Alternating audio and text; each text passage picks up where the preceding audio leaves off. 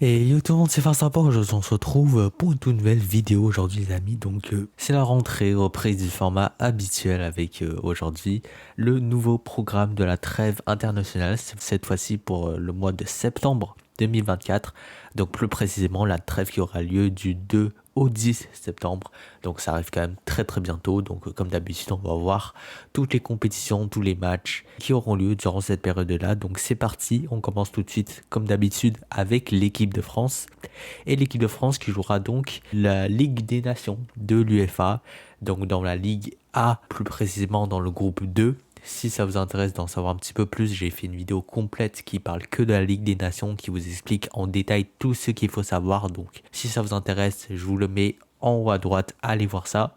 Mais sinon, donc, pour la France, il y aura tout d'abord la première journée, le 6 septembre, au Parc des Princes, France-Italie, un gros choc quand même, à retrouver sur TF1. Et ensuite, il y aura la deuxième journée, le 9 septembre, au Parc OL, France contre Belgique. Donc, encore un immense choc. Voilà, c'est sûr que la Ligue des Nations, c'est ça, ça va très vite, c'est que des grosses affiches. Ça sera également sur TF1. Petit rappel donc du groupe dans lequel se trouve la France, bien sûr là ça n'a pas encore commencé donc on ne sait pas encore grand chose, mais vous pouvez voir quand même que c'est un groupe déjà extrêmement relevé avec des grosses affiches à venir. Maintenant pour ce qui est du continent européen, c'est comme la France, des matchs de Ligue des Nations. Il y aura également deux petits matchs amicaux, je vous expliquerai après, mais l'immense majorité des pays européens joueront la Ligue des Nations durant cette trêve. Donc comme d'habitude, je vous ai mis un petit peu les points chauds de chaque ligue pour chaque journée. Mais bon, là, ça fait que commencer. Donc en soi, on va dire que les enjeux ne sont peut-être pas aussi grands qu'elles ne le seront en novembre, par exemple.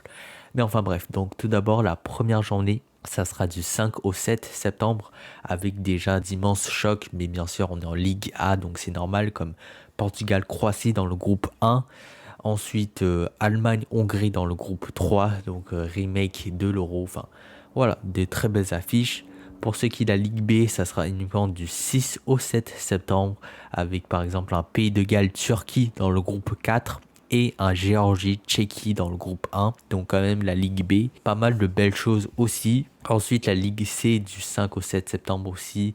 Bon là ça va descendre un peu en qualité, mais il y a quand même un bon Azerbaïdjan-Suède dans le groupe 1, ainsi qu'un Kosovo-Roumanie dans le groupe 2.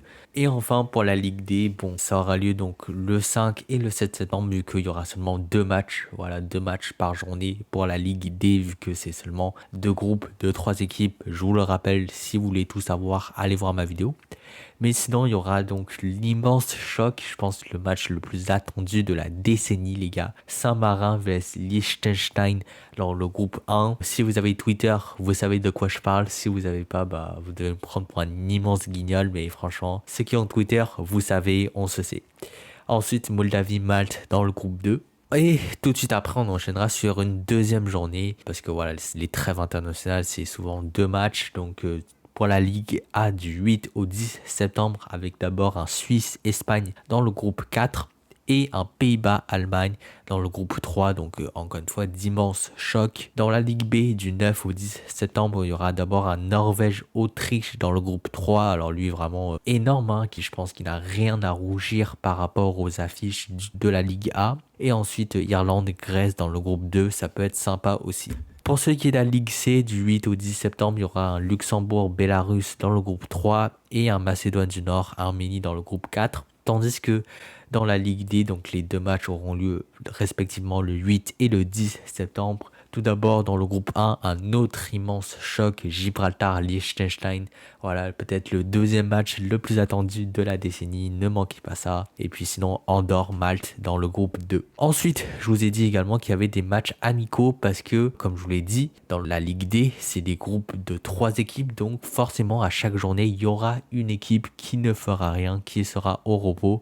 Et là, les équipes se sont quand même bien organisées pour faire des petits matchs amicaux entre eux pour rester occupés et prendre de l'expérience. Donc voilà, je vous affiche ci-dessous, c'est la liste exhaustive parce que bien sûr, à part ces 4 pays-là, tous les autres pays disputeront les 2 matchs de leurs groupes respectifs en Ligue des Nations. Maintenant, pour ce qui est du continent africain, il y aura les débuts des qualifications pour la prochaine CAN au Maroc en 2025. On commence tout de suite avec la première journée du 4 au 7 septembre avec des matchs clés comme Ghana contre Angola dans le groupe F ou encore Sénégal contre Burkina Faso dans le groupe L. À savoir que bon, vu que là c'est la première journée, je vous mets pas encore la composition des groupes parce que en soi, tout le monde est à 0 point, donc il n'y a pas grand chose d'intéressant à dire, mais bien évidemment, quand ça va commencer à avoir des vrais enjeux, je vous les mettrai. Sinon, toujours dans la journée 1, on aura aussi Mali contre Mozambique dans le groupe I et Côte d'Ivoire contre Zambie dans le groupe G. Ensuite, deuxième journée du 8 au 10 septembre avec un Gambie-Tunisie dans le groupe A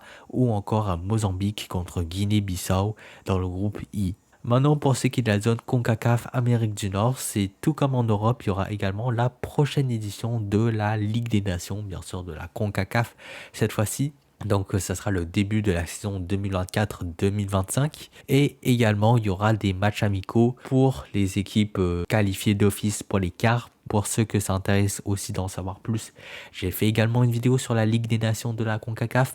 Par contre, c'était pour l'édition dernière, donc 2023-2024. Mais en soi, toutes les informations sont toujours bonnes. Le format est exactement le même. C'est juste quelques équipes et groupes qui changent. Mais je pense que c'est quand même très bien pour comprendre. Donc voilà, je vous invite à aller la voir. Et aussi donc pour savoir pourquoi il y a des matchs amicaux, pourquoi il y a des équipes déjà qualifiées. On commence tout de suite avec la première journée pour la Ligue A, donc du 5 au 7 septembre, avec un bon Costa Rica contre Guadeloupe dans le groupe A, ainsi qu'un Guatemala contre Martinique, également dans le groupe A. Pour ce qui est de la Ligue B, il y aura Porto Rico, Haïti dans le groupe C et Bermude, République Dominicaine dans le groupe D. Pour ce qui est de la Ligue C, donc ça aura lieu uniquement le 4 septembre. Et je vous ai mis des matchs clés, mais bon, comme l'année dernière, je pense que c'est pas ce qui vous intéresse le plus. Donc à chaque fois, je vais sauter ça quand même assez rapidement. On retourne donc dans la Liga pour la deuxième journée du 8 au 10 septembre avec un Trinité et Tobago contre Guyane dans le groupe B, suivi d'un Honduras Jamaïque dans le groupe B également. Ça pour le coup c'est quand même un vrai choc.